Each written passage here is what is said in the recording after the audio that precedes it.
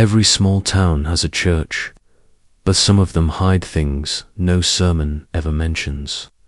Tonight, we're exposing 8 true mysterious events that took place inside rural churches, where people walked in during daylight and were never seen again. Welcome to Terrormouth, where the night doesn't just hold secrets, it remembers them.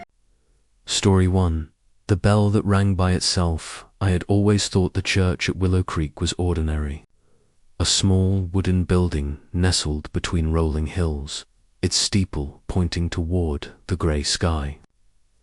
The town was so small that everyone knew everyone, and the church had been there longer than anyone could remember.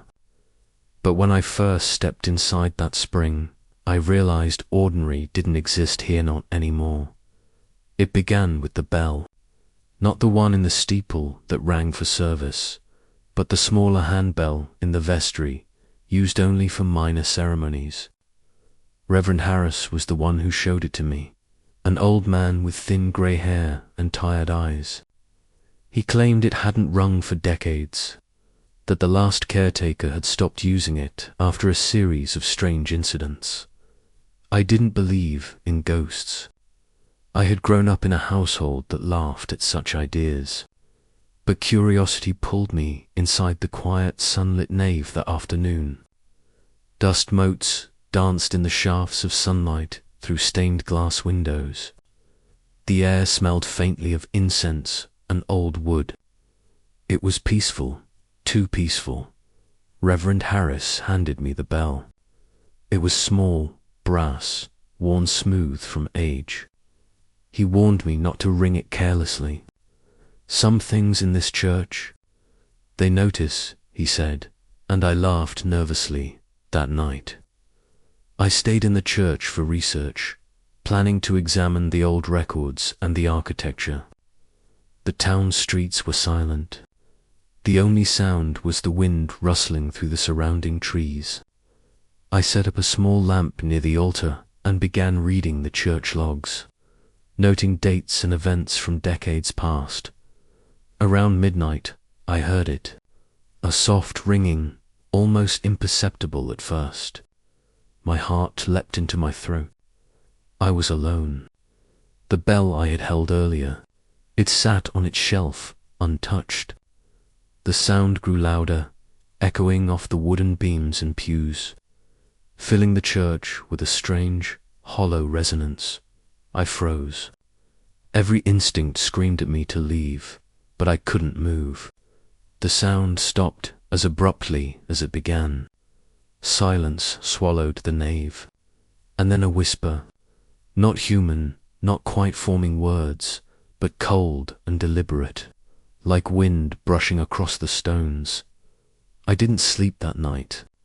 I sat in the corner, eyes darting to the bell and the shadows it cast. Occasionally, I'd see movement in the corners of my vision, a flicker of something white, a shadow that didn't belong to any pillar or pew. I chalked it up to nerves, though deep down I knew better. The next morning, I told Reverend Harris what had happened. His face went pale. "You've seen it then," he whispered. He explained that several caretakers over the years had experienced similar things. Bells that rang by themselves, lights flickering, doors opening on their own, and the sense of being watched. Some never returned after a night in the church. Over the following week, I continued my research, staying overnight despite my fear. Each night, the bell rang. Each night, the shadows moved in ways impossible for a human, curling and stretching along the walls, forming shapes that felt alive. I began recording everything: sound, video, notes. Every time I tried to capture the bell ringing, the recordings would fail. Static or gaps in the footage. Then I noticed the pews. By day, they were aligned neatly, but by night, they shifted slightly. Chairs that had been pushed against the wall would appear in different spots, perfectly spaced as if someone had been sitting there, watching. One night, I stayed late to watch the altar. The bell rang again. I ran toward it, intending to examine it directly. But before I could touch it, the shadows coalesced in the corner behind the altar. They formed a figure, a woman in a flowing, old-fashioned dress, face obscured, hands raised toward the bell. The temperature dropped sharply. I could see my breath. I stumbled back. My flashlight flickered. When the light returned, the figure was gone. The bell had stopped ringing, but a faint echo remained in the air. I left the church at dawn, shaken but determined. A few days later, I interviewed townspeople. They spoke in hushed tones about the church. Disappearances, strange lights at night, the faint sound of bells when no one was near. One woman whispered, "They say the Whitmore girl died in the church long ago. And sometimes she still rings the bell herself." I had initially thought it was folklore, but after the weeks I spent inside, after seeing the shadows and hearing the bell, I wasn't sure what to believe anymore. Something lived in that church. Something that waited, that watched, that rang the bell for reasons I could not understand. The nights continued. The ringing persisted, always at midnight, always when I thought I was alone. And with each ringing, the air grew heavier, the shadows deeper. I realized then that the church itself was alive in a way I could not explain, and it had chosen to make its presence known to me. I began documenting patterns. The bell's tolls corresponded to events in town, an argument in the square, a sickness in a family, a sudden gust that snapped a tree branch. Every toll felt like a warning. Every toll made me question reality. By the end of the first month, I understood the cruel truth. The church was not just a building. It was a sentinel, a keeper of something dark. And I, by being there, had awakened its attention. The weeks of observation had exhausted me, yet I could not leave. Every night, the bell's toll pulled me back to the church, as if some invisible force had claimed me as a witness or a participant. That night, though, something felt different. The air was thick with anticipation, electric and cold. Even the moonlight seemed hesitant, casting uneasy shadows across the nave. At midnight the bell rang. Not a single toll, but a long, continuous ringing, vibrating through the wooden beams and my chest. I shivered, clutching my notebook as the shadows began to stir. This time, the figures did not hide in corners, they advanced.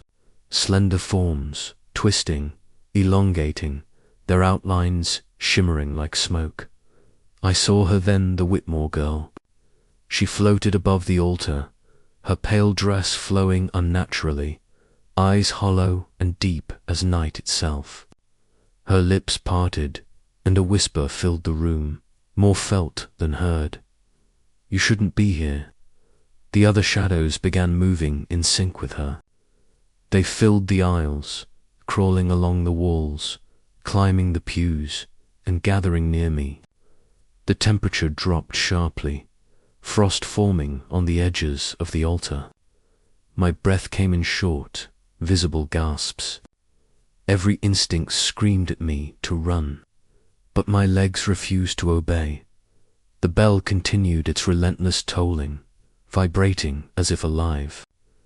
I realized then that it was not a warning, not a message, it was a summons. The spirits were gathering power with each vibration, feeding on the fear I had carried into their domain. I frantically flipped through my notebook, desperate for something, anything to counter them. In my notes, I had written down the old church rituals mentioned in the logs, prayers, incantations, and a specific method of silence. One passage caught my eye. To deny the bell is to weaken the unseen. Look away, and it loses form. I swallowed my fear and stepped back, closing my eyes and refusing to acknowledge the apparitions. My hands gripped my ears. My mind repeated a single mantra. They are nothing. They are nothing. They are not real. The bell's sound grew louder, almost unbearable, yet my refusal held. I felt the shadows lunge, a physical pressure against me, and then slowly they began to retract. The girl's figure wavered, her form stretching unnaturally as if one by one, the other shapes dissipated, dissolving into the wooden floorboards, the walls, the very air itself. When I finally dared to open my eyes, the church was silent. The bell had stopped, its brass surface dull in the lamplight. Not a shadow remained. Only the faint scent of old wood and candle wax lingered, and the soft creaking of the floorboards as the building settled. I collapsed at the altar, trembling, soaked in sweat and tears. I knew the danger was not only held at bay. That night had been a test, and the church had judged me. I had survived because I refused to participate, because I denied the darkness the attention it craved. I left the church before dawn, packing my notes, my equipment, and the faint sense of unease that would never leave me entirely. In the daylight, Willow Creek seemed tranquil, the church an unremarkable relic from another era. But I knew better.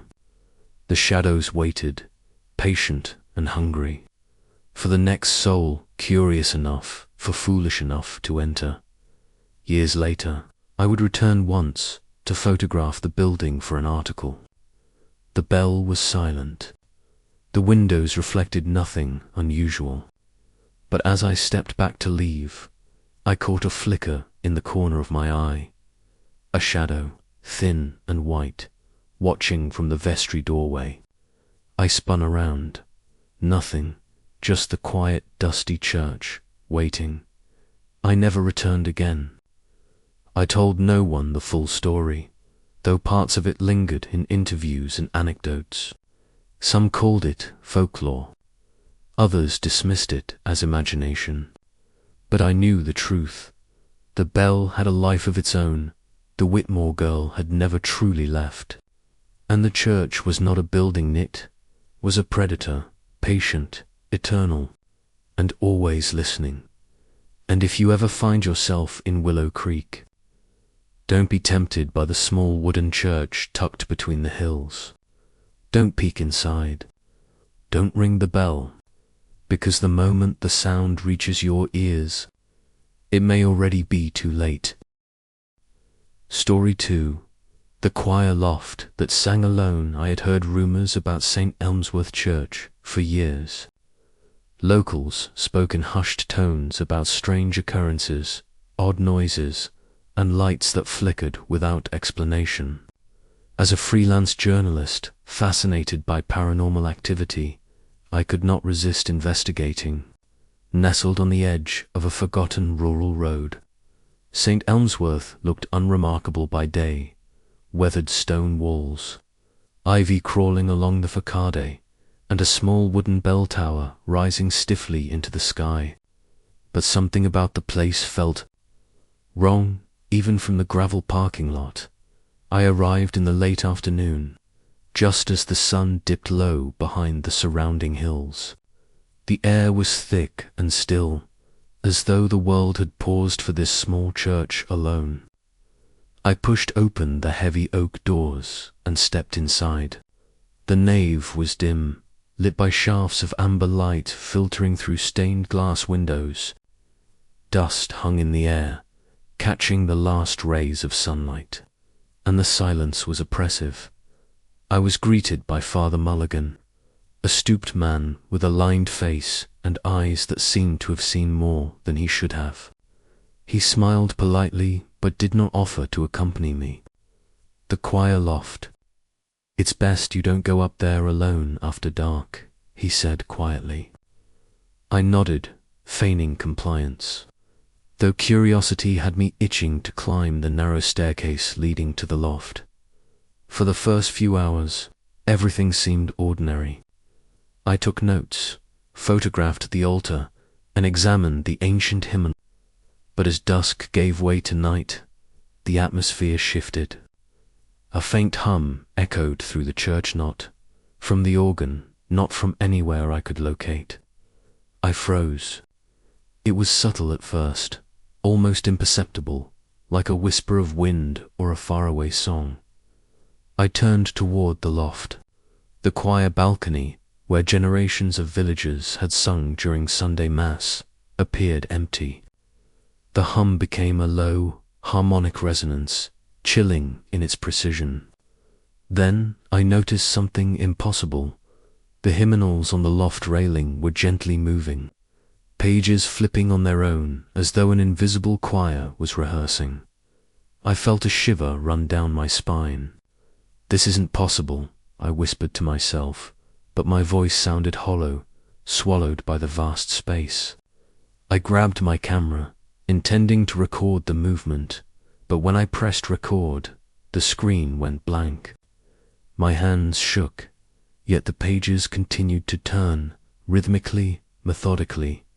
Hours passed. Every attempt to leave the church was thwarted.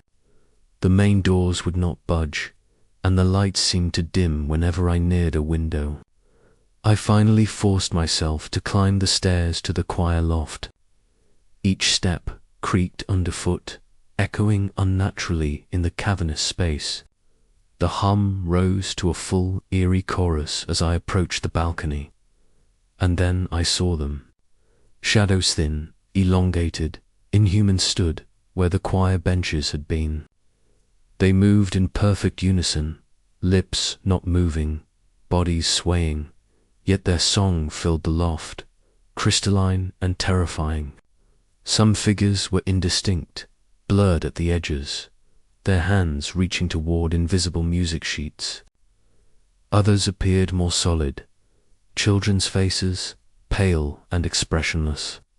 Staring directly at me, panic surged, but I could not turn away. The music changed discordant now, jarring, echoing as if the walls themselves had become instruments. I stumbled backward, almost losing my footing on the stairs, and as I did, one shadow detached from the rest. A young girl in a tattered choir robe floated toward me, eyes dark voids. The air turned cold, frost forming on the edges of the railing. I screamed, but the sound was muffled, swallowed by the chorus. The figure raised a hand and pointed toward the old organ at the back of the church. Compelled by terror and curiosity, I obeyed.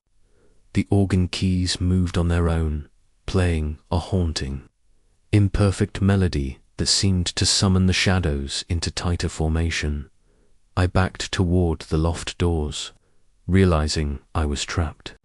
The shadows began to hum louder, and faint whispers rose above the melody. They spoke in fragmented phrases, unintelligible yet full of menace. Sing, join, remain. My chest tightened. It was no longer a hum. It was a command, a call from something beyond human understanding. Desperate. I remembered a note from the church logs I had examined earlier. An old caretaker had written about a ritual to silence the lofty combination of prayer, incense, and refusal to acknowledge the spirits. My hands shook as I retrieved a small vial of incense I had found in the vestry. Lighting it, I began to chant a simple prayer aloud, first hesitantly, then with more conviction. The shadows recoiled. The music faltered, discordant and broken. The girl shrieked, a sound that pierced the very walls, before vanishing into the air. One by one, the other shapes dissolved, leaving behind a cold emptiness and silence so profound it rang in my ears. By dawn, the church was still. The windows reflected a pale, grey light, and the nave appeared undisturbed, save for faint traces of frost along the loft railing. The hymnals were closed, the shadows gone, or so it seemed. I left immediately, swearing never to return after nightfall, yet, even months later, I could hear it, the faintest hum of a choir, echoing in my mind whenever I passed Willow Creek. I realized then that the choir loft did not belong to the living. It had claimed its own music, its own time, and anyone curious enough to linger might become part of the song forever. Asterisk. The days after my first night in St. Elmsworth Church were restless. Sleep became a stranger, replaced by dreams filled with shadows swaying in rhythm. The faint, ghostly hum echoing endlessly in my ears. I tried to convince myself it was imagination, exhaustion, or some trick of old acoustics, but deep down I knew better. The church had marked me. Despite my fear, I returned. This time, not as an observer, but to confront what lingered in the loft. I arrived just before sunset, the sky painted in bruised purples and golds, the air still and cold. The church doors creaked as I entered, and I felt the familiar weight of the shadows pressing against reality. The nave was empty, but the hum was there, faint, persistent, threading through the air like a living thing. I hesitated at the base of the stairs, my flashlight trembling in my hands. Each step I took seemed to stretch, the sound of my footfalls echoing impossibly long. The choir loft appeared, normal empty pews, hymnal stacked neatly, but I knew it was a facade. The moment I crossed the threshold, the temperature plunged, my breath crystallizing in front of me. Then the music began. First a whisper, then full-bodied a distorted ethereal harmony rising from the empty benches. Shadows coalesced instantly, more defined than ever. Figures of men, women, and children. Faces pale and hollow, some smiling, some twisted in silent anguish. The girl from before floated in the center, her tattered robe flowing unnaturally, her eyes voids that seemed to pull at my soul. I realized, with a dread that clawed at my chest, that the choir loft had never been empty. It had been feeding, growing stronger every night. The spirits were not passive, they were hungry, and they had sensed my intrusion.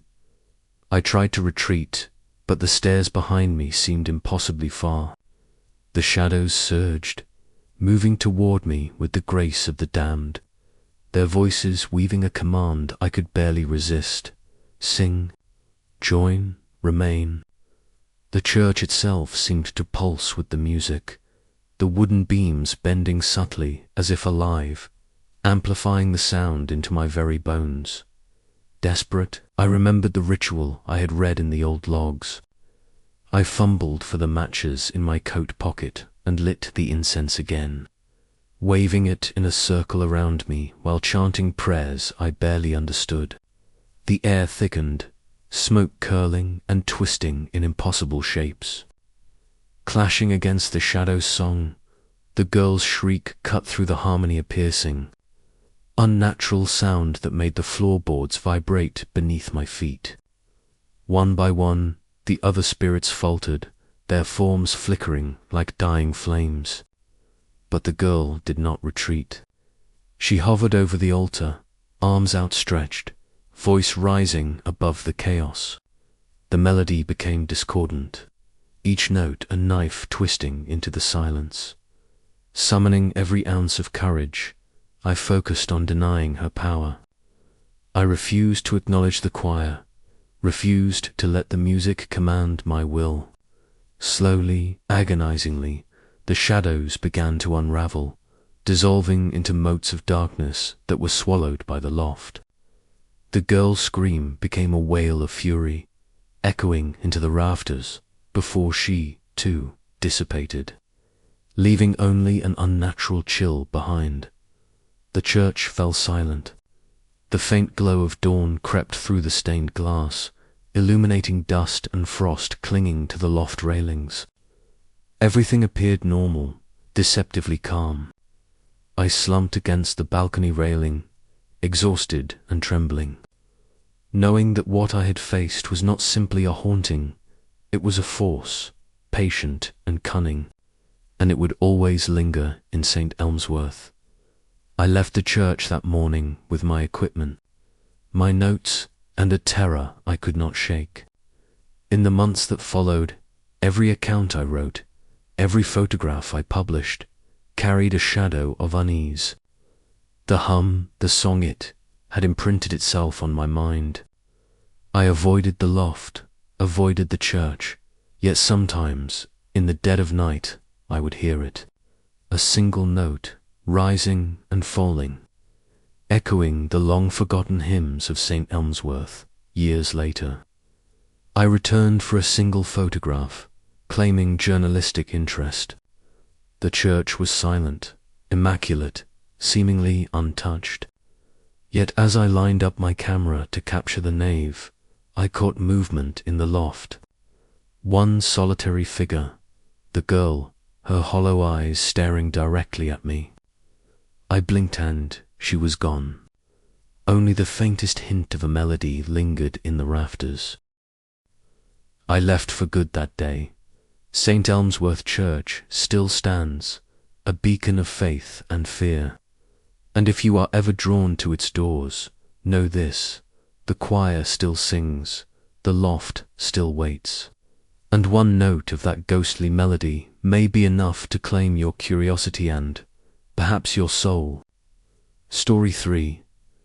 The Midnight Bell of Hollow Creek Church. Hollow Creek was the kind of town that existed quietly, almost forgotten by the world, with winding dirt roads and a single, weathered church perched at the center.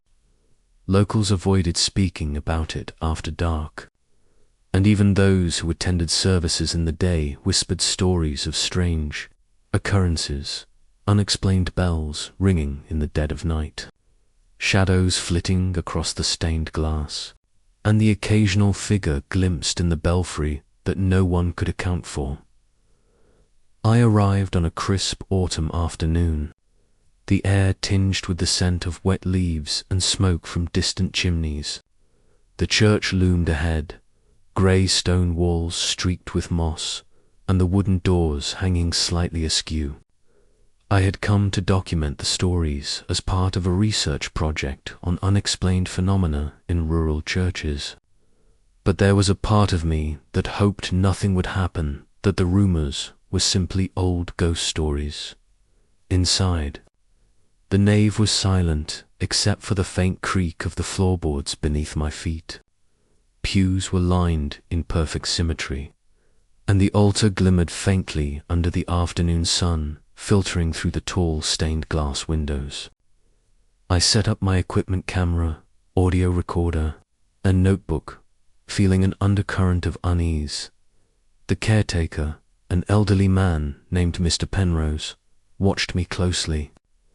He had a slight tremor in his hands and eyes that darted nervously around the church. The bell. "It shouldn't ring at night," he murmured. "But if it does, you'll know." I raised an eyebrow but chose to remain polite, ignoring the edge of fear in his voice. Hours passed with nothing unusual. I wandered through the nave, examining the pews and altar, noting small scratches in the wood that seemed almost deliberate. By late evening, I climbed the narrow staircase to the bell tower, flashlight in hand. The bell was massive, a dark, weathered structure suspended above the wooden platform. I ran my hand along the rope that hung loosely from the bell, feeling a faint vibration in the air. At exactly midnight, the bell rang. Not once, but 3 times in a rapid staccato sequence that echoed through the town. My heart leapt. The rope had not moved, yet the bell's deep tone resonated through the church walls. I raised my camera, intending to record, but the battery inexplicably died. A cold wind blew through the tower, despite the closed windows. Shadows flickered at the edges of my vision. Then I saw it, a figure standing at the far end of the tower, impossibly tall, shrouded in darkness. The bell continued to toll, seemingly controlled by the figure, and the vibrations thrummed through the floor beneath my feet. I stumbled backward, almost losing my balance, and as I did, the figure raised a hand. The sound of the bell shifted, warping into a hollow, almost human wail. My ears rang with a dissonant chorus of voices, whispering in languages I could not understand. The tower seemed to stretch upward endlessly, the ceiling disappearing into black nothingness. I turned to flee, but the staircase had vanished.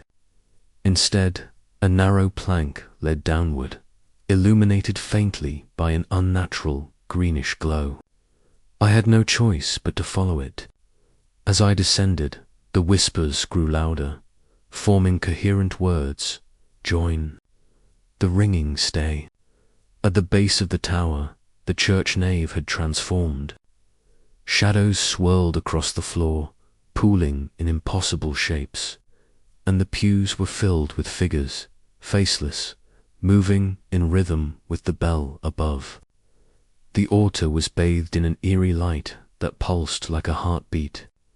I realized with horror that the bell was not merely a signal, it was a conduit, a summoning mechanism for something ancient that had been bound to Hollow Creek Church. I fumbled with my notebook, recalling the old journal I had seen in the caretaker's office. It described a ritual to quiet the bell, tracing the church's perimeter while chanting a prayer of refusal, burning sage or incense to repel the spirits, and leaving a protective mark at the threshold of the nave. With trembling hands, I lit the small bundle of sage I had brought and began to chant. The figures reacted violently, a wave of cold sweeping over me as if the church itself was resisting. The bell's toll twisted into a scream, deafening and horrifying, echoing from every corner of the building. I continued my ritual, chanting louder, circling the nave, until finally the scream ceased abruptly. Silence descended, so complete it felt as though the air itself had been sucked away. The figures had vanished. The bell hung silently above, immobile. The church appeared normal again, yet I knew it had not forgiven me for intruding. The night air was heavy, and when I exited the building, I felt eyes on my back, something unseen, watching. Even months later, whenever the wind moved through Hollow Creek, I could hear the faintest echo of the bell tolling at midnight. I understood then that Hollow Creek Church was alive in a way that defied reason. Its bell would ring for the curious, the bold, the foolish, and those who ignored the warnings might never return. The days after that night were sleepless. Hollow Creek seemed to hum with anticipation, as though the church itself had whispered a warning I could not ignore. I returned, knowing that my previous attempt had only delayed the inevitable. The bell had not stopped. Its echo haunted my waking hours and my dreams, and now I needed answers. I arrived just before sunset, the sky streaked with blood orange and purple clouds, the church looming like a brooding sentinel over the town. Mr. Penrose met me at the gate, his face pale, hands clutching a worn lantern. "You shouldn't be here," he said, but his voice trembled more from fear than authority. "Once the bell begins at midnight, it cannot be silenced. Not by the living." I ignored his warning. That night, I climbed the tower again, equipment in hand. The rope hung still, yet I could feel the vibrations thrumming through the floor. Midnight approached. My pulse quickened. Then, without warning, the bell tolled, single note, impossibly loud, shaking the timbers and making the windows rattle. And then they appeared. Shadows, denser than before, swirled at the edges of the loft. Figures formed, men, women, children, all faceless, moving as one, their motions synchronized to the bell's rhythm. At the center floated a figure unlike any I had seen, a priest. Tall, skeletal, robes flowing unnaturally. His face a mask of darkness, and in his hand a tiny, gleaming bell, separate from the tower. Tolling in perfect unison, the tower seemed to bend around him, the air shimmering with a green, sickly light. He spoke, though his mouth did not move. The bell calls. The bell claims. None may resist. I realized then that the church itself was a vessel, a trap for wandering souls, feeding on curiosity and fear. The bell had become the anchor for something ancient, something that had been bound to the stones and beams centuries ago. If I did not act, it would claim me too. Desperation overtook reason. I remembered the ritual from the journal traced the perimeter. Chant the prayer, protect the nave. I lit incense, waved it around me, and began the chants, my voice trembling but growing louder with conviction. The figures recoiled, the priestly apparitions' glow flaring. The bells tolling, twisting into a high-pitched wail that pierced my ears. The shadows surged, trying to crush me, the air itself pressing against my chest. Dust and motes swirled violently, and I felt the stairwell below vanish again, leaving me suspended in a liminal space between the tower and the nave. Every instinct screamed to flee, but I kept chanting, circling the loft. Waving the smoke, suddenly a hand gripped my shoulder, cold, skeletal, impossible. I stumbled but did not fall, and my chant intensified. The bell's wail reached a climax, then abruptly stopped. Silence. I opened my eyes. The tower had returned to normal. No shadows, no figures, no priest, only the faint smell of incense lingering. The church seeming impossibly still. I descended slowly, stepping over the nave that appeared empty, bathed in pale moonlight. The pews were dust-free, the altar pristine, as though nothing had occurred. But the air was heavy, oppressive, carrying the faintest hum of a bell that had not rung. I understood then the church had been temporarily satisfied, but the entity remained, lying in wait. Outside, the town was silent. I turned to take one last photograph, hoping to capture proof, but the bell tower seemed to watch me, the upper window glinting as if with eyes. I knew I would never return. Hollow Creek Church was a living trap, its bell a call for the curious, the bold, the foolish. Years later, people would ask me why I never spoke much about my experiences. I would only shake my head and warn them. If you ever hear a bell toll at midnight in a rural church, do not answer. Do not climb. Do not look, because the moment you acknowledge it, the bell knows you, and one day, it will claim you. Even now, when the wind passes through the hills around Hollow Creek, I swear I hear the faintest echo of its tolling slow, deliberate, and impossible to ignore. The bell waits. The church waits. And I know I was lucky to leave with my mind intact. Story 4. The Vanishing Congregation of Grace Hollow, Church, Grace Hollow. Church had always been the heart of the town, a modest wooden building perched at the edge of the forest, its steeple piercing the grey sky. Locals often spoke of its comforting presence during the day, but after sunset, whispers told of eerie disappearances and strange occurrences that no one could explain. I arrived one late autumn evening, camera in hand, determined to witness the truth for myself. The sun was sinking behind the hills, casting long shadows across the weathered churchyard. Gravestones leaned at odd angles, and the forest seemed unnaturally silent. I pushed open the heavy doors, and a faint chill rushed over me, carrying the scent of old pine and damp wood. Inside, the pews were empty, but the air felt thick, almost alive, like the church was holding its breath. I set up my equipment near the altar, recalling the townsfolk's warnings: do not linger past dark. The church doesn't like strangers after the last bell.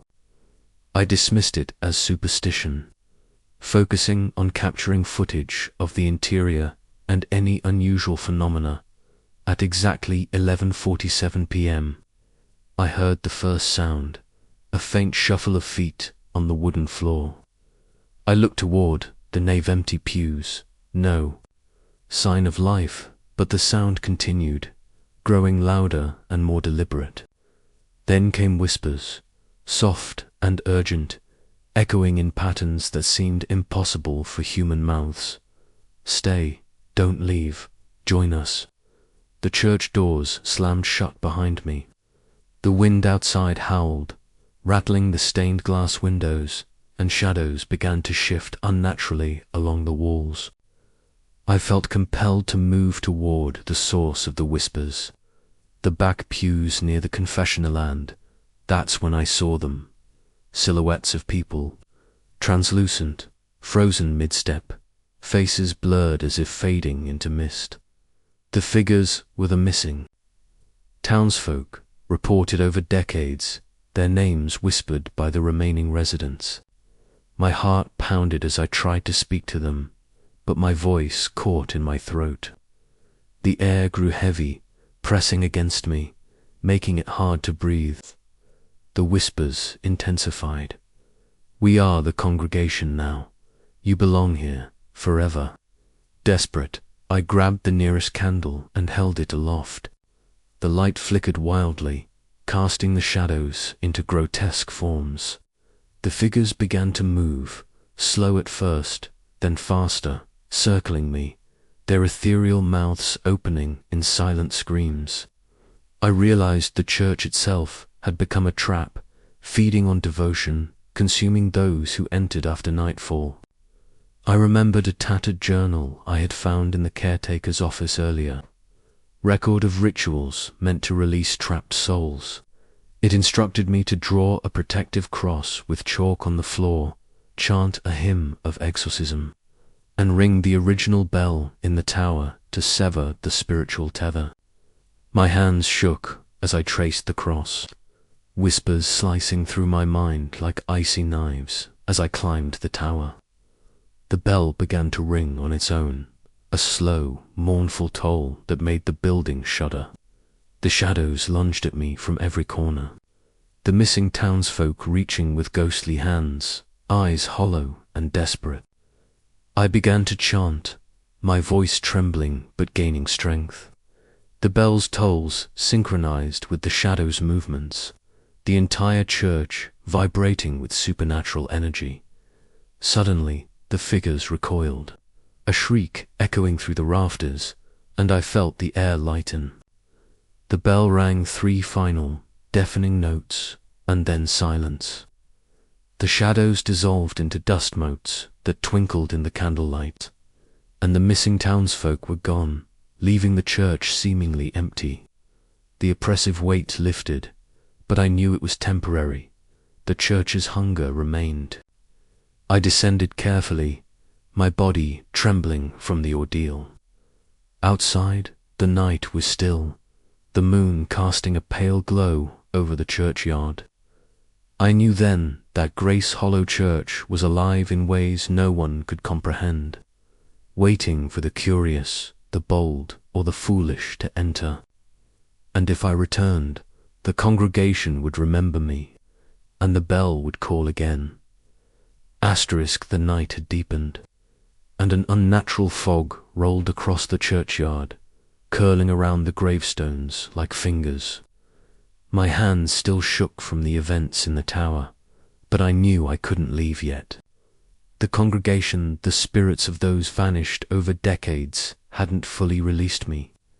I could feel their presence lingering, whispering through the thick air. A soft chorus that seemed to vibrate through my chest. You cannot leave. You belong. Join us. I stepped cautiously back inside, the heavy doors groaning under the weight of the unseen wind. The pews appeared empty at first glance, but shadows stretched and walked along the floor, forming shapes that were eerily human. The air was thick with an unholy perfume, an amalgamation of incense, decay, and something metallic. Every nerve in my body screamed that this was no ordinary haunting. The church itself had become a living trap, breathing around me, its walls pulsating with a life of their own. From the corner of my eye, I saw movement. Figures began to emerge from the darkness, ethereal, their outlines flickering like candle flames in a storm. Faces were blank, yet I felt their gaze pierce into me, scanning my very soul. I realized the whispers had coalesced into a single voice, smooth, commanding, and almost seductive. The door is closed, but the choir never sleeps. They will have you as they have had them. A cold wind blew through the nave, extinguishing all candles. Darkness swallowed the church whole, and in the pitch black, the sound of countless footsteps echoed from every corner. The ghostly congregation advanced, their movement synchronized. A macabre dance that filled the space with an impossible rhythm. My recorder, lying on the altar, captured every whisper, every footfall, every ragged breath, and yet the source of the sounds remained invisible to the naked eye. Desperation drove me toward the altar.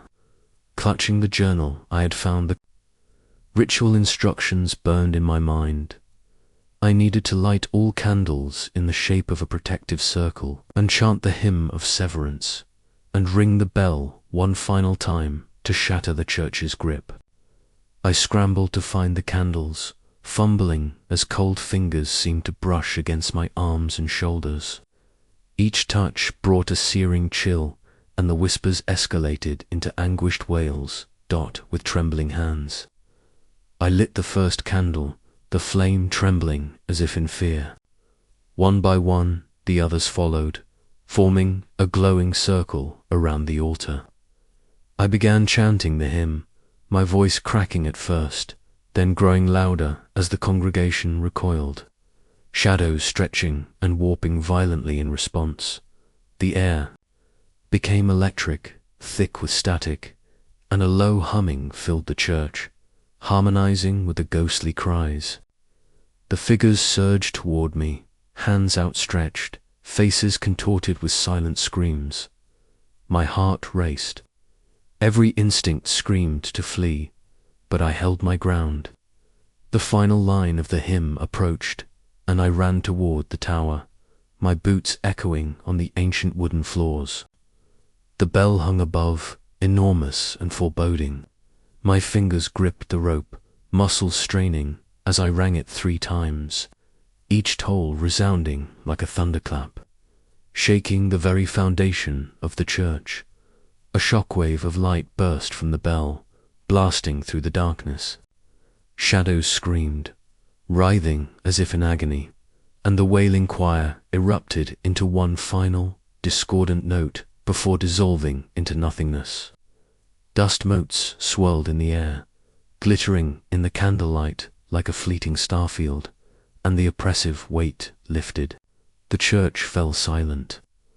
The vanished townsfolk were gun-liberated, finally freed from their endless limbo, but the space felt hollow, haunted by the memory of what had occurred. I collapsed to the floor, gasping for breath, my skin clammy and heart racing. The doors, once immovable, swung open easily, revealing the moonlit churchyard outside. Miss Caldwell appeared silently at the edge of the fog, her expression grave, almost sorrowful. "You've done what few could," she said, voice trembling, "but the church remembers. It never forgets. It waits for the next soul." for the curious, the brave, or the foolish. Even as I walked away from Grace Hollow Church, the sound of faint whispers followed me on the wind, carrying a melody that was not quite song, not quite voice. It lingered at the edges of hearing, a chilling reminder that the congregation was patient. They were eternal, and the church would always call again. Years later, I would return only in memory, never in body, the image of faceless, ethereal townsfolk, circling endlessly in the church's shadow, burned into my mind. Grace Hollow Church stood silently at the edge of the forest, waiting, watching, its hunger never sated. And somewhere in the distance, I swore I could hear the faint toll of the Balan invitation, a warning, a promise. Story 5. The Vanishing Lantern of St. Bridget's Church. St. Bridget's Church stood in the middle of Pine Hollow, a tiny rural town most people forgot existed. The structure was ancient, with weathered stone walls, a rusting iron cross atop its steeple, and a small graveyard whose stones leaned at impossible angles. Townsfolk avoided the church at night, whispering of a lantern that appeared on the steps when the moon was full, a lantern that no one could touch. Yet anyone who followed it vanished without a trace.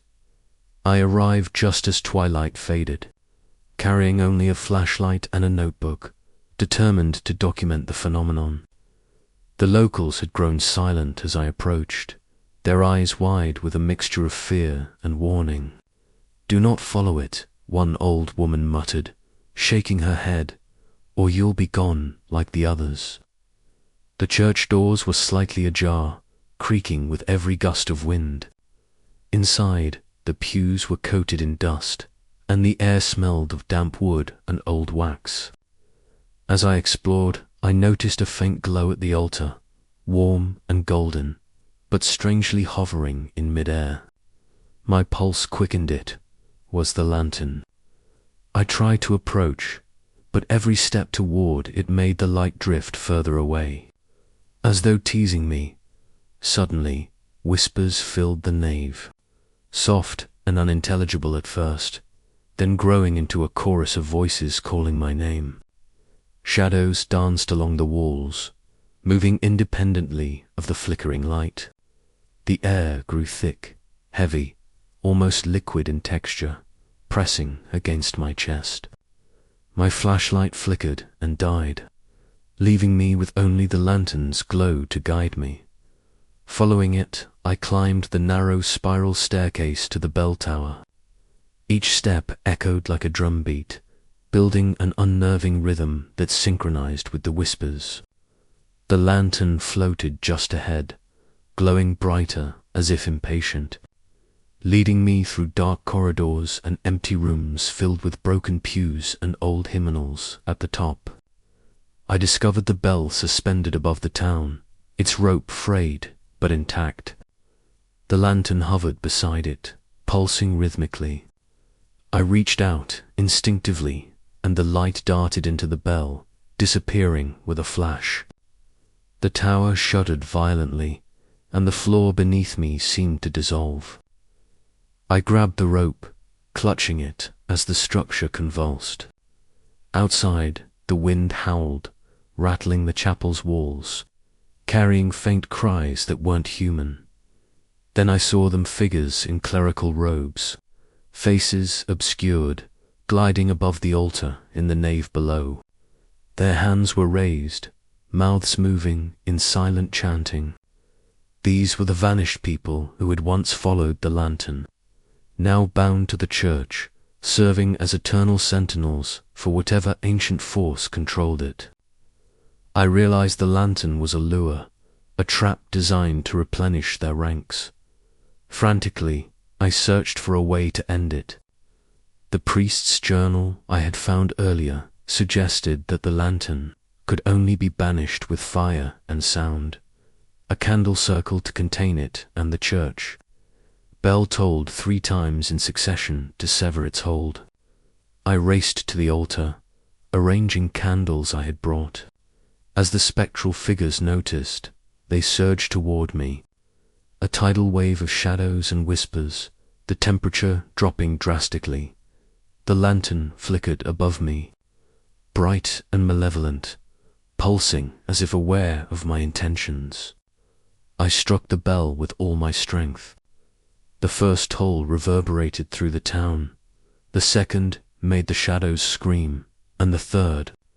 The lantern burst into sparks of light that scattered like fireflies, vanishing entirely. The figures collapsed into mist, swirling upward before dissipating completely. The church fell silent, eerily calm, as if nothing had occurred. I slumped against the altar, gasping for breath, heart racing.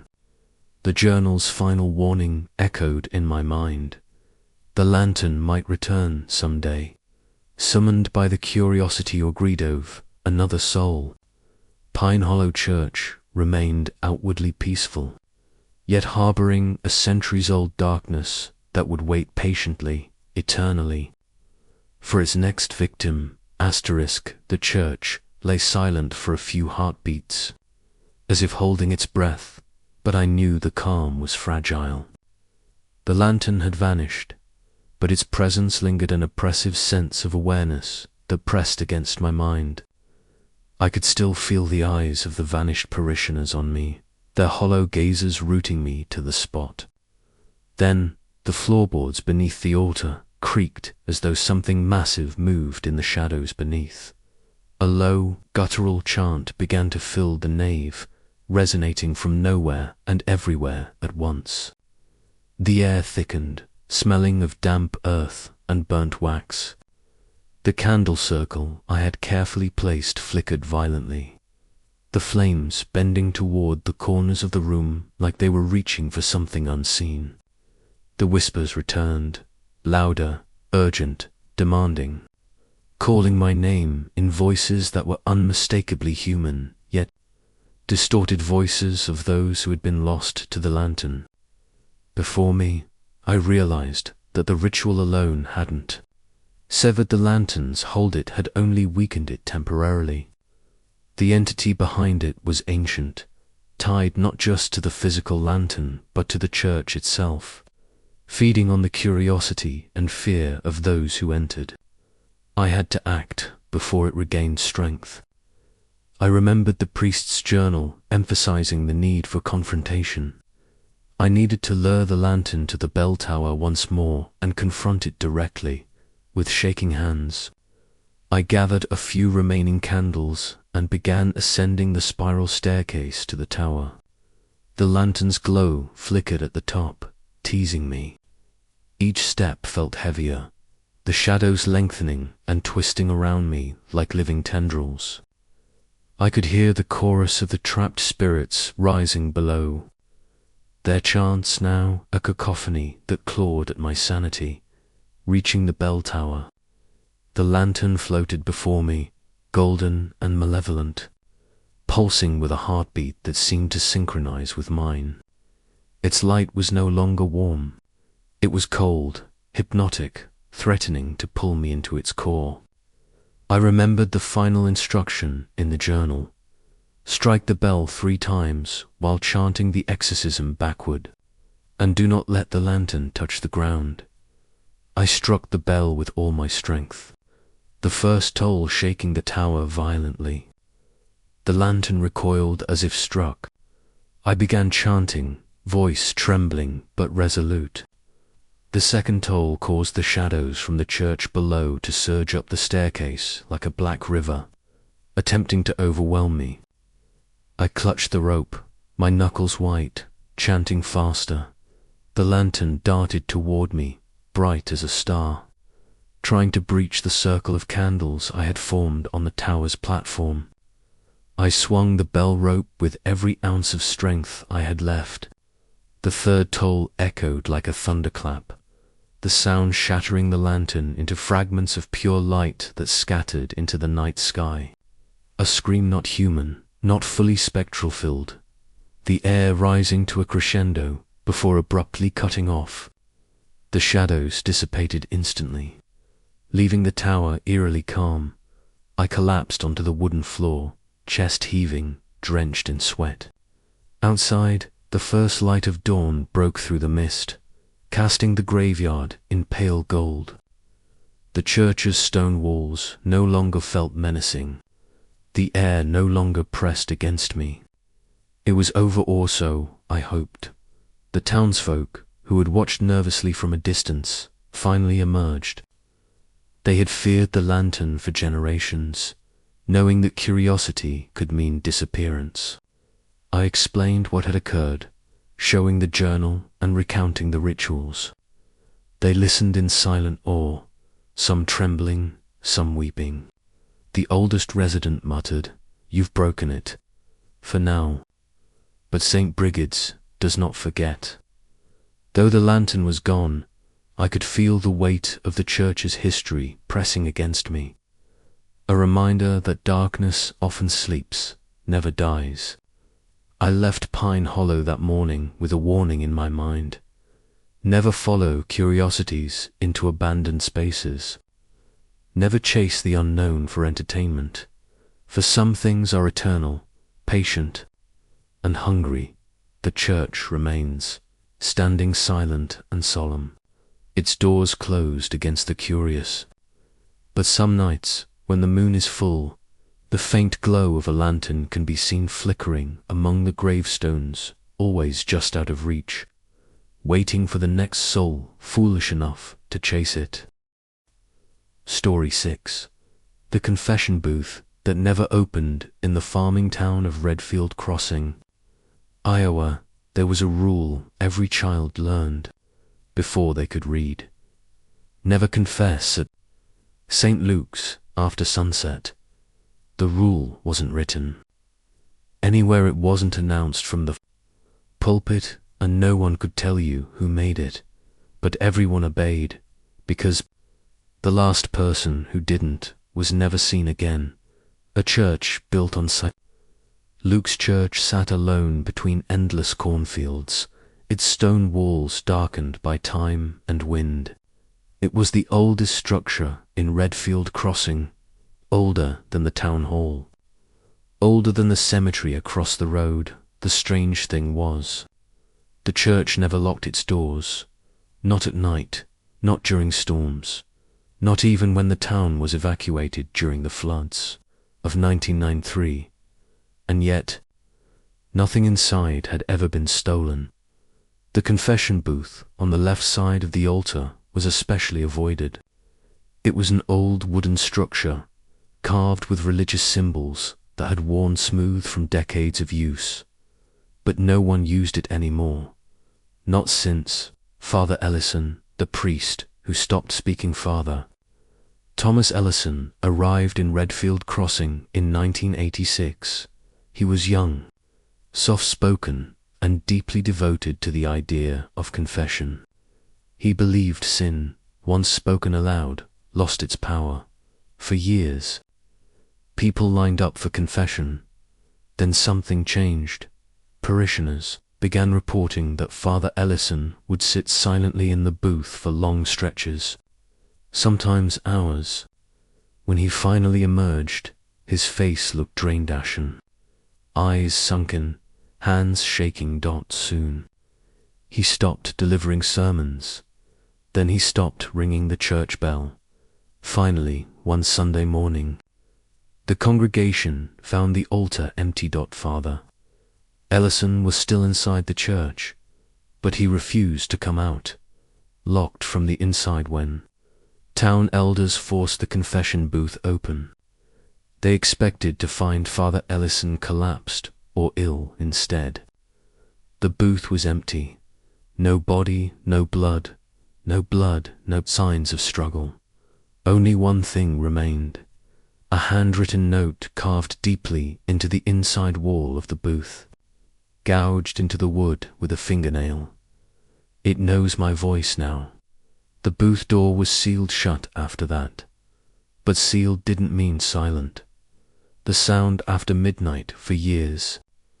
Residents near St. Luke's reported hearing whispers after midnight. Not prayers, confessions. Soft, broken voices bleeding through the church walls, repeating phrases like, "I didn't mean to." She wouldn't stop, crying, "It was an accident." Always. Followed by a pause, then a low voice responding from inside the church, a voice no one recognized, the outsider Clara Bennett, a graduate student researching religious folklore, came to Redfield Crossing in 2019. She wasn't religious. She didn't believe in hauntings. She believed in psychology, mass hysteria, and shared trauma. The townspeople warned her anyway. An old woman at the diner grabbed her wrist and whispered, "The booth listens." Clara smiled politely and went to the church that same night. Inside St. Luke's Church smelled faintly of old wood and dust. Moonlight streamed through stained glass windows, casting distorted saints across the pews. The confession booth was exactly where it should be. Its door was closed. Clara set up an audio recorder, hoping to capture any unexplained sounds. She sat in the front pew, waiting at 12:03 a.m. The church grew colder. At 12:07 a.m., the recorder spiked with static. At 12:10 a.m., the confession booth door creaked open by itself. Breath caught. The inside was dark. Then she heard it, her own voice. "I'm not a good person," it whispered. Her heart slammed against her ribs. "I lie when I'm scared." Clara stood up, shaking. "I hurt people without meaning to." She hadn't said those words out loud, ever. The invitation, a low, calm voice answered from inside the booth. "Come closer." Clara's legs moved before her mind could stop them. Each step felt heavy, like walking underwater. She stood before the booth. The wooden walls were warm to the touch. Inside, there was no priest, just darkness. "Sit." The voice said. Clara backed away. The door slammed shut behind her. The church lights flickered on, and suddenly, every pew was filled. People sat silently, heads bowed. Some wore modern clothes, some wore clothing from decades ago, and some were faces Clara recognized from missing person posters she'd seen at the town hall. All of them turned to face her at once. The truth the booth wanted, the voice spoke again, louder, now coming from everywhere. "Confession is a door," it said, "and every door leads somewhere." The confession booth began to shake. Wood groaned. Something inside it moved, stretching against the walls, breathing slowly. Patiently, Clara screamed as the door opened wide. Inside was not darkness anymore. Inside was a mouth, and it was listening. What the booth took. Clara's scream echoed through St. Luke's, but the sound didn't travel far. It was swallowed. The confession booth inhaled. The inside of the booth no longer looked like wood. The walls pulsed softly, expanding and contracting like lungs. The carved crosses twisted inward, bending as if pulled by something breathing behind them, and the mouth, wide, ridged, and wet, slowly closed. The moment it did, the church went silent. No whispers, no breathing, no footsteps, just Clara, standing alone. The witnesses, who couldn't leave the pews, were still full. Every person sat perfectly upright, hands folded, eyes forward. None of them blinked. Clara recognized more faces now. A high school football player who vanished in 2004. A farmer's wife missing since the late 80s. A boy no older than 10. Last seen walking home from Sunday school. They weren't corpses, they were preserved, frozen in the moment after confession. After they gave something away. "Why are you here?" Clara whispered. One of the figures turned its head slightly. The movement was stiff, painful to watch. "We finished speaking," the woman said softly. But it never finished listening. The first confession, the voice returned, no longer calm, hungry, double quotes. "You want the truth," it said. So did the first priest. The church darkened, and the walls seemed to dissolve. Clara's vision filled with something else, a memory not her own. She saw Father Ellison, kneeling alone in the booth decades earlier. The town was younger. The pews were full. The bell rang every Sunday, but confession never stopped. People came daily, then nightly. Then, after midnight, they confessed things no human should carry. Alone, murder, incest, abuse, thoughts they'd never acted on but wanted to, and something beneath. The church heard every word. It grew stronger with each. Truth spoken aloud. When Father Ellison realized the booth was responding, finishing sentences, whispering names, it was already too late. He tried to stop confession. The thing underneath disagreed. Why the booth was never destroyed. The vision shifted. Clara saw town elders arguing, panicked, desperate. They tried to burn the booth. The fire went out. They tried to smash it. The tools broke. They tried sealing it. That only made the whispers louder. Finally, the thing spoke clearly for the first time. "You confess," it said. "I contain." It promised something horrifying and necessary if people confessed willingly. It would stay inside the church. If they didn't, it would walk.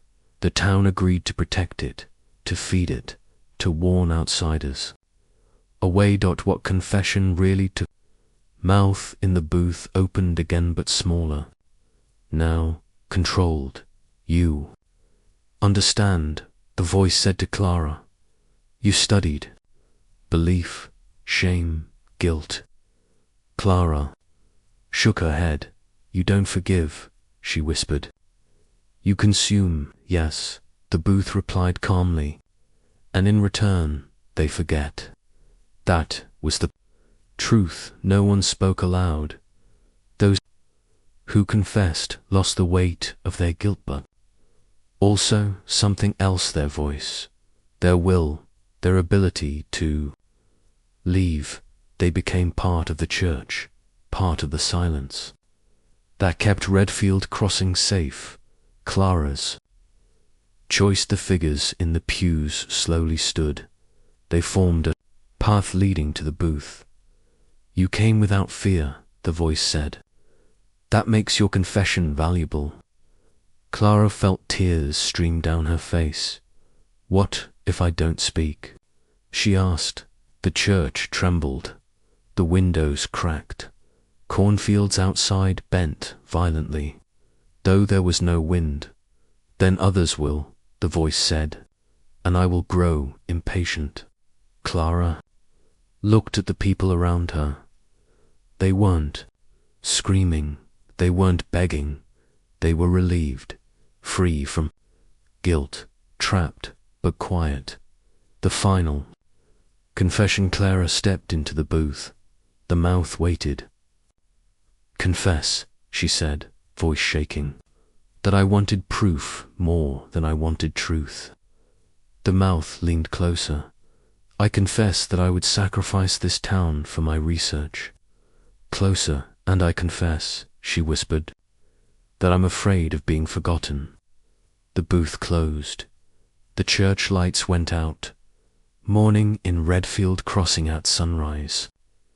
St. Luke's stood silent. The confession booth door was closed again. Inside, a new carving appeared, deep and fresh. Clara Bennett, -2019. The townspeople noticed something else that morning. The whispers stopped, for the first time in decades. The church was quiet. The last warning months later.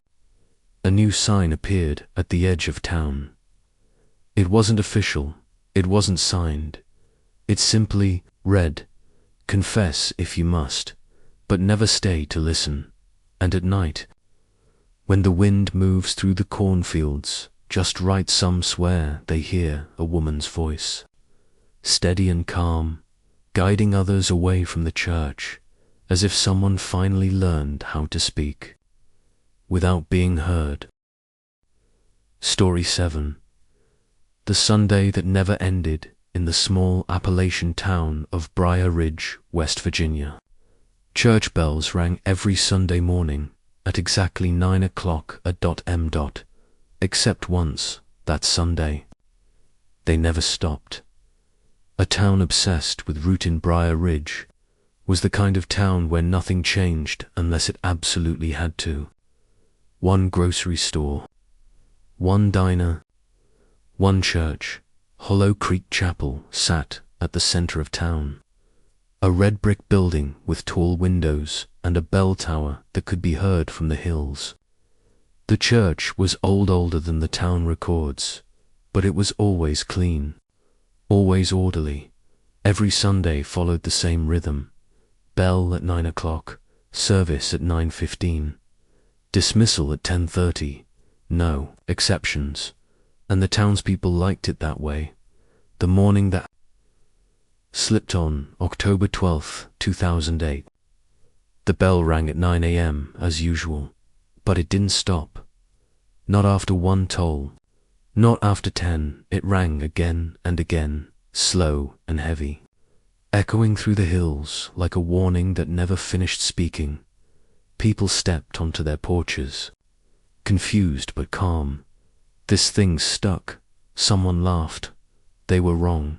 Inside Hollow Creek Chapel, inside the church, the congregation sat patiently as the bell continued above them. The pastor, Reverend Paul Hanley, stood at the pulpit, gripping the sides tighter than usual. His sermon notes lay untouched. The windows glowed.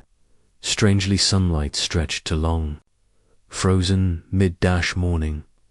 When Reverend Hanley glanced at the clock above the altar, his throat tightened. It read 9:17 a.m.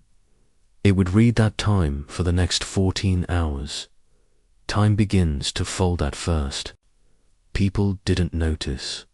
Hymns were sung, prayers were spoken, but hunger never came. Children didn't fidget. No one needed the bathroom. The bell continued ringing, always distant, always above. A woman whispered, "Is anyone else tired?" No one answered because no one felt tired, not yet. The first missing hour by what felt like early afternoon. Reverend Hanley tried to dismiss the congregation. "Let us go in peace," he said. No one moved. The words didn't echo. They didn't land. It was as if the air itself refused to carry them. Then someone screamed. A man near the back of the church pointed at the windows outside. The sky was still morning bright, but the shadows on the floor had shifted, twisting in directions sunlight shouldn't allow. The people who left, 3 people, stood up: a teenage boy, a young mother, an elderly man. "I'm going home," the boy said. They walked toward the doors. The moment they crossed the threshold, they vanished. No flash, no sound, no struggle, just absence. The doors swung shut on empty air, the rule. They remembered till late panic erupted. People rushed the exits, but Reverend Hanley shouted for them to stop. "Sit down," he yelled. "Please sit down." His voice cracked. "They told me," he whispered. "They warned me." The congregation stared at him. "Who warned you?" Someone asked. The bell rang. Louder, Reverend Hanley sank into a pew. "My predecessor," he said. The one who disappeared, the forgotten sermon. Reverend Hanley finally opened his sermon notes. They weren't sermon notes. They were instructions, written in a different handwriting. Do not leave before the final bell. Do not acknowledge the time. Do not look behind you when the singing stops. His hands shook. The choir, which had been humming softly, went silent. Every head in the church slowly turned, except Reverend Hanley's. Behind him, something shifted in the air. The thing that sat with Thyma, pressure filled the pews, like a weight settling among the congregation. People began to cry not from fear, but from recognition. I remember this, someone sobbed. We've done this before. The bell slowed. Each toll stretched longer than the last dot. Reverend Hanley felt a breath near his ear. A voice spoke not loudly, but clearly. Sunday is not over. The lights flickered out, and the final hymn began, sung by voices no one recognized. Asterisk, when Sunday finally ended, the hymn had no melody anyone recognized. It wasn't sad. It wasn't joyful. It simply continued. Voices rose from every direction above, below, and inside. The walls layered in tones that didn't match human breathing. The sound pressed against the congregation like water closing over a sinking body. Reverend Hanley kept his eyes forward. He knew better than to turn around. The congregation remembers us. The hymn droned on. Memories surfaced unwanted and sharp.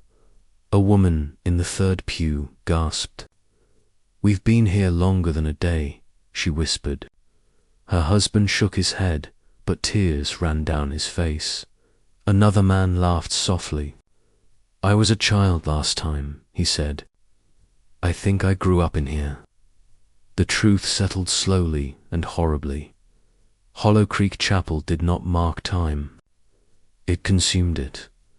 Every unfinished Sunday remained trapped inside the building, stacked one on top of another like pages never turned. The ones who left. Hanley's vision blurred. He saw the three people who had vanished earlier, but now he understood. They hadn't escaped. They had been removed. The chapel could not hold those who rejected the service. They were erased so the Sunday could continue, uninterrupted. Outside the walls, the town still existed. Inside, only Sunday mattered. The caretaker's role. Reverend Hanley remembered his first meeting with the previous pastor. The man had looked ancient, despite being barely 50. You don't lead them, he'd said. You keep them seated. Hanley hadn't understood then. Now he did. The pastor was not a shepherd. He was a caretaker, tasked with completing what the chapel demanded, what the chapel wanted. The voice returned closer now. Clearer. You interrupt the ritual, it said. You fracture the day. Reverend Hanley stood, hands shaking. What do you want? He asked. The pews groaned, as if the building itself shifted its weight. Completion. The unfinished Sundays, the ones cut short by storms. Deaths, wars, had nowhere to go. Hollow Creek Chapel collected them, stored them, waited inside them. The final Belther instructions, burned in Hanley's mind, do not acknowledge the time, but now the clock above the altar ticked. For the first time, 9:18, 9:19. The bells slowed. The congregation watched him. They knew what was coming. One final sermon. The sermon no one wanted. Reverend Hanley spoke without notes. Sunday ends when we accept it, he said. When we stop waiting for permission to leave. The voice screamed, not in anger, but in fear. You are not finished.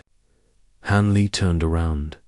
For the first time, behind him was not a monster, but a vast emptiness, shaped like pews and prayer and habit, a space that existed only because people kept returning to it. cost of ending Sunday. The chapel shook violently. Cracks split the walls. The bell rang once more, sharp and final. People aged in seconds. Hair turned grey. Hands wrinkled. Children collapsed. Into adults, time rushed back to claim what it was. Ode. Reverend Hanley felt his chest tighten as decades slammed into him at once, but he kept speaking. Amen, he whispered. Morning. In Briar Ridge the church doors stood open. The bell tower was silent. Inside Hollow Creek Chapel, the pews were empty. Dust coated everything. The clock above the altar read 10:31 a.m. exactly. 1 minute late. What remained Reverend Hanley was never found. Neither were the people who vanished earlier, but the town noticed something strange. Every Sunday after that felt shorter. Quieter, as if something was missing or finished. And sometimes, when the bell rings at 9 a.m. just once, some swear they hear a voice beneath it, disappointed and distant, asking, is it over already? Story 8. The Hymn of the Unseen Congregation. In the forgotten, mist-shrouded hollows of the Appalachian foothills lies the town of Oak Haven. It's a place where the modern world feels like a distant rumor, and the past is a tangible, breathing thing. And at the heart of Oak Haven, both geographically and spiritually, stands the weathered clapboard and stone of St. Perpetua's Church. For over a century, St. Perpetua's was the vibrant heart of the community. But that was a long time ago. A coal mine collapse in 1953 took 73 of the townsmen in a single, catastrophic instant. The tragedy didn't just decimate the population, it shattered the town's soul. The grief was so profound, so absolute, that the church slowly emptied. The pews, once filled with life, became monuments to loss. Eventually, the last aging pastor passed, and the doors of St. Perpetua's were locked, its key thrown away, its memory too painful to touch. For decades, it sat in silence, a tombstone for a community that chose to forget. The only sounds were the wind sighing through cracks in the stained glass, and the scuttling of field mice in the choir loft. Then, one autumn evening, the sounds changed. It started faintly, a whisper on the edge of the wind. A young couple, Leo and Maya, were hiking the old trails near the church. As dusk bled into a deep, violet night, they heard it. Music. It was the distant, ethereal sound of a church organ, playing a hymn so old and slow it was almost a dirge. Chilled, they followed the sound, their flashlights cutting weak beams through the thickening fog. The music led them to St. Perpetua's, but the church was dark. The doors were still chained, the windows boarded. Yet, from within, the organ played on, and then a new sound joined it, a chorus of voices, dozens of them, singing the hymn in perfect, somber harmony. It was beautiful, but it was a beauty that froze the blood in their veins. It was the sound of a full congregation worshipping inside a church that had been abandoned for generations. Terrified, they fled back to town and told their story. They were met with tight-lipped silence and dismissive shakes of the head from the older residents. Just the wind in the pipes, they'd mutter. Don't go up there after dark. But curiosity is a powerful force, especially for the young. A group of 4 friends, led by an amateur paranormal investigator named Ben, decided to investigate. They equipped themselves with digital recorders, EMF meters, and a great deal of bravado. They arrived at St. Perpetua's just as the last sliver of sun vanished behind the mountains. The air was cold and still. The church was silent. For an hour, they found nothing, just dust and decay.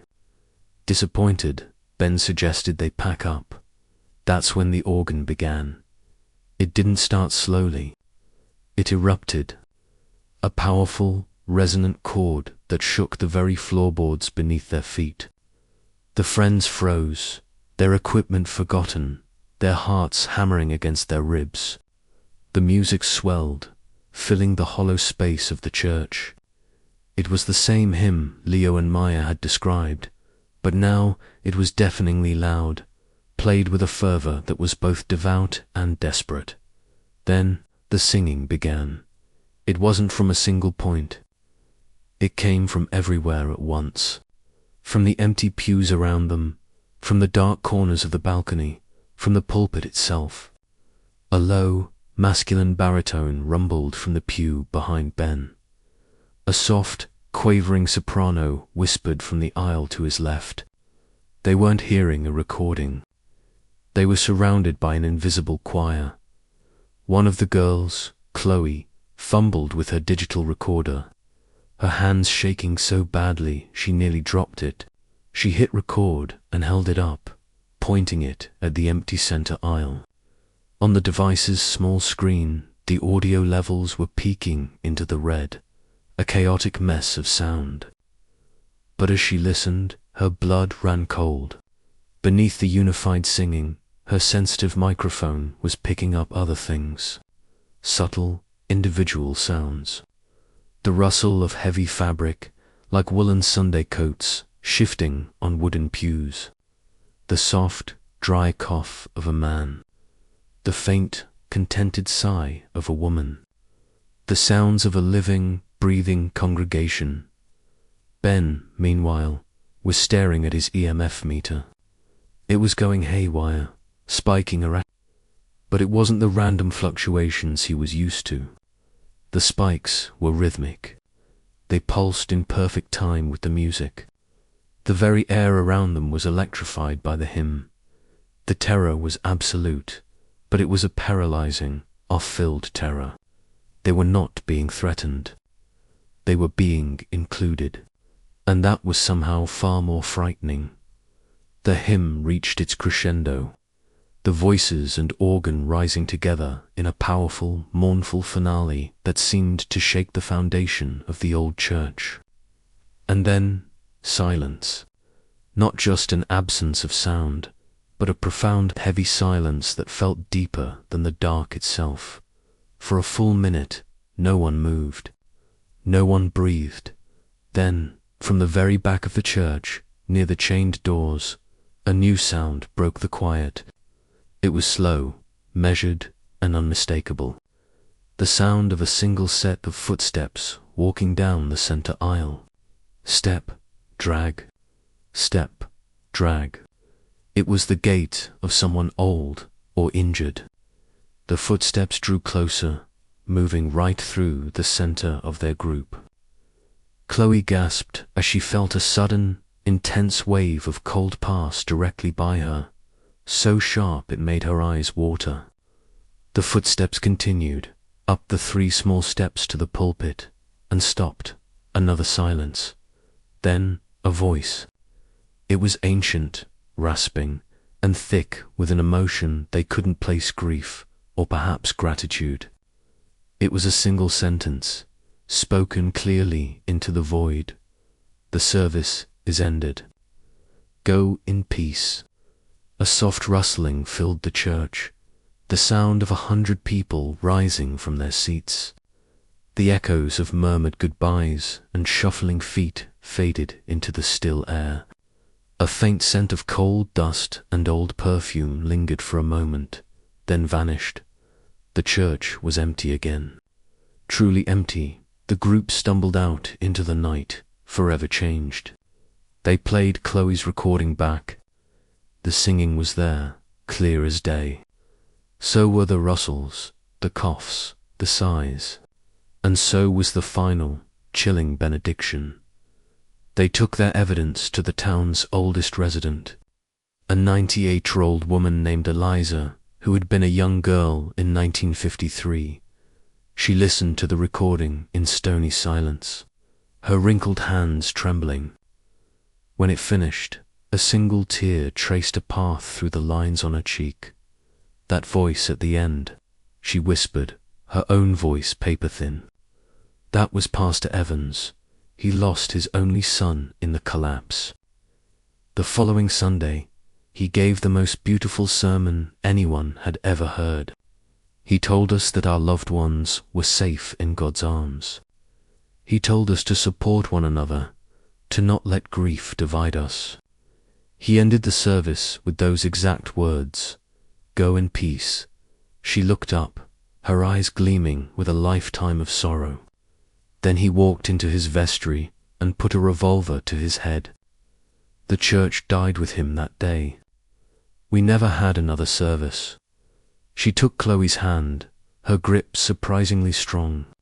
"They're not ghosts, child. They're an echo of the last moment this town was ever whole. They're not trapped. They're remembering." And once a year, on the anniversary of the collapse, they finish the service, hoping that this time we'll finally be able to listen and truly go in peace. The group never went back.